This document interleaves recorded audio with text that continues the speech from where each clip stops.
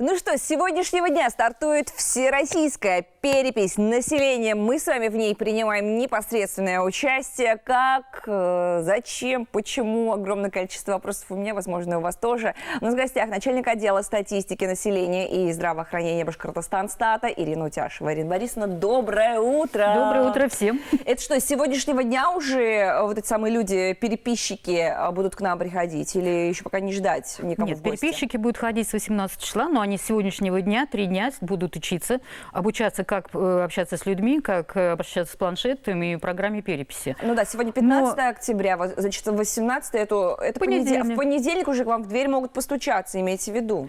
Но сегодня стартовала интернет-перепись, то есть это такое новшество для российских перепись, и каждый человек Российской Федерации, каждый житель Российской Федерации может переписаться через интернет, через госуслуги. Вот. Я, например, уже переписалась. Вы уже это сделали, а я только зашла на портал госуслуг, в поисковике ввела перепись, все легко, доступно, и начала эту самую перепись населения проходить.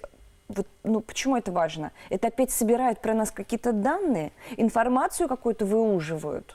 Ну, данные, конечно, собирают, но это очень большой объем данных, и отвечая на все некоторые вопросы, да, нам часто задают вопросы, нельзя ли это взять из других ведомств, то есть нельзя.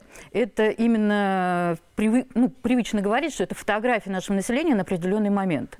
И там куча вопросов, которые не задаются в ведомствах, да, например, и брачное состояние не всегда задается, и гражданство, и место рождения вашего не всегда задается.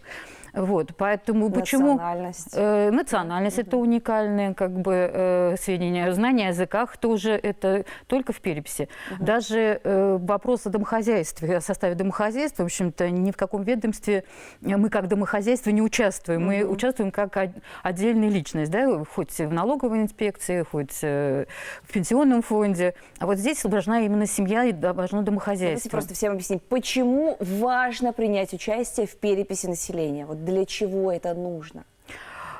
Первое, нам все-таки необходимо всем знать, сколько человек проживает у нас в Российской Федерации, в нашем регионе и в каждом населенном пункте. Да, и все. Остается ли столица Республики Башкортостан все еще городом-миллионником? Вот это вот мы узнаем после переписи, да? Потому что население не постоянно движется, и необходимо все-таки на какой-то момент остановить его и узнать, вот, какое население и сколько. Второй вопрос – это какое важно, да? То есть вот эти характеристики, они тоже важны.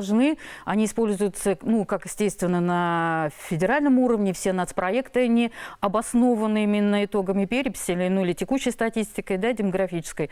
И местным властям тоже необходимо знать, сколько же все-таки проживает, где необходимо садик, например, построить, а где, может быть, эти места уже лишние. Кстати, вот, периодически в социальных сетях под постами Раиф Фаридович Хабир многие пишут, что откройте садик, постройте нам садик, у нас закрыли садик, я не знаю, школу, проблемы. Мы эти проблемы можем решить с вами все вместе, в том числе хоть немного повлиять на эту ситуацию, да, на сложную ситуацию, которая может быть где-то рядом с вами, принять участие в всероссийской переписи населения. И ничего в этом страшного нет. И указав им на то место, где они проживают, где эти услуги необходимо оказывать людям.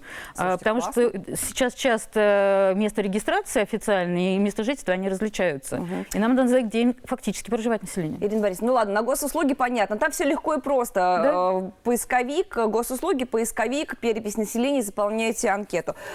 Если я заполнила анкету на госуслугах, ко мне домой придет переписчик или уже нет? Переписчик все равно постучится, но только для того, чтобы уточнить, все ли люди, проживающие в этом помещении, переписаны. Ага. Как я узнаю переписчика? Как вы узнаете переписчика? Смотрите на меня, не ошибетесь. Ну, первый атрибут переписчика – это шарф. Шарфик. А вы кому двери не открываете и свои данные не сообщаете? У переписчика шарфик. Шарфы, они уникальные, как видите, с надписью населения. Жилетка с светоотражающими элементами, тоже с надписью «Перепись населения». А он обязательно вот во всем этом ходит. Да? Я наряжаюсь, надеюсь, что сейчас микрофон не задену. Далее. Так, у него будет обязательно удостоверение. Я неправильно. Ну, решаюсь. Сначала шарф, потом Но переписчики за месяц у нас научатся. Так, значит, Обязательно у него удостоверение. бейджик обязательно висит на груди. Обратите внимание, можно даже крупным планом показать, если... вот, То есть он тоже мы с эмблемой, с сможем. переписью, со степенью защиты, но так как там нет информации, то у каждого переписчика всю перепись должен быть с собой паспорт. И при необходимости его будет предъявлять. Так, это Ну, что? это такой фонарик. В осеннее время это как бы необходимый, да, потому что темнеет рано. И если где-то попадает в темные места или в темные подъезды, то можно осветить себе дорогу и посмотреть, в какую квартиру необходимо. Ну, это немножко... Вот так вот это примерно будет. Ну, конечно, фонарик они могут держать и в руках. А, что вы мне сразу не сказали? Это Но лишнее. иногда, если руки заняты, то, конечно, будет удобно его и надеть.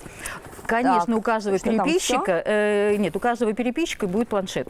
Планшет, А. естественно, я не взяла, потому что они все прикреплены к определенным участкам.